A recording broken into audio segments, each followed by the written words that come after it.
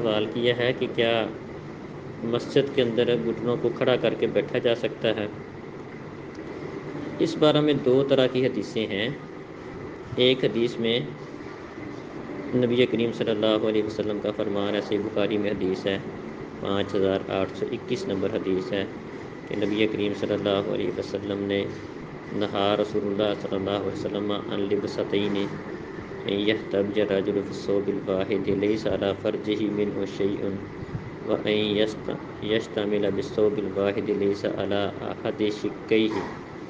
وعن الملامسۃ والمنابذۃ، کہ نبی کریم صلی اللہ علیہ وسلم نے اس طرح بیٹھنے سے منع فرمایا کہ آدمی اپنے کپڑے سے اپنی کمر اور پنڈلی کو ملا کر باندھ لے، تو جس طرح گھٹنے کھڑے کر کے تو کپڑے کو اوپر سے پنڈلی کے ساتھ باندھ لیا جائے، تو اس طرح بیٹھنے سے منع کیا ہے۔ لیکن اس کے ساتھ یہ ہے کہ یہ اس حالت میں ہے کہ جب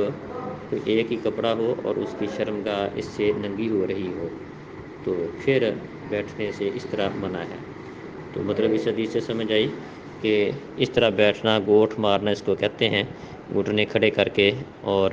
کمر کے ساتھ ٹانگوں کو باندھ کر بیٹھ جاتا ہے بندہ، یا ہاتھ کے ساتھ اس طرح پکڑ کے بیٹھ جاتا ہے۔ یہ اس صورت میں بیٹھنا منع ہے جب کپڑا ایک ہو اور سطر کے کھلنے کا اندیشہ ہو، تو چاہے وہ مسجد میں ہو یا مسجد کے علاوہ ہو، جہاں پر سطر کھلنے کا اندیشہ ہو تو اس حالت میں یہ منع ہے۔ اور دوسری ایک حدیث ترمذی میں ہے، اس میں یہ ہے کہ نبی کریم صلی اللہ علیہ وسلم نے اس چیز سے منع کیا ہے کہ آدمی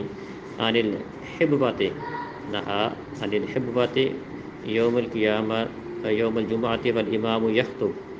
کہ گوٹ مار کر بیٹھنے سے اللہ کے رسول نے منع کیا ہے جمعے والے دن جب کہ امام خطبہ دے رہا ہو۔ تو جمعے والے دن چونکہ اس طرح گوٹ مار کر بیٹھنے سے گھٹنے کھڑے کر کے ہاتھ کے ساتھ ان کو پکڑ لینا یا کپڑے کے ساتھ ان کو باندھ لینا، تو اس طرح نیند آنے کا اندیشہ ہے۔ تو جمعے والے دن چاہے یہ ایک کپڑا ہو، دو ہوں، سطر کے کھلنے کا اندیشہ ہو نہ ہو، تو جمعے والے دن مطلق منع ہے۔ جمعے کے دوران، جمعے کے خطبے کے دوران یہ مطلق منع ہے، جبکہ جمعے کے خطبے کے علاوہ منع نہیں ہے۔ اگر سطر کھلنے کا اندیشہ ہو تو پھر درست نہیں ہے۔ سطر کھلنے کا اندیشہ نہ ہو تو چاہے مسجد ہو یا مسجد کے علاوہ ہو، گوٹھ مار کے گھٹنے کھڑے کر کے بیٹھنا منع نہیں ہے، بیٹھا جا سکتا ہے۔ ہاں، جمعہ ہو رہا ہو، خطبہ ہو رہا ہو، تو چونکہ اس طرح بیٹھنے سے اگرچہ سطر کھلنے کا اندیشہ نہ بھی ہو، لیکن چونکہ نیند کے غالب آنے کا اندیشہ ہوتا ہے، تو اس صورت میں نبی کریم صلی اللہ علیہ وسلم نے مطلق منع کیا ہے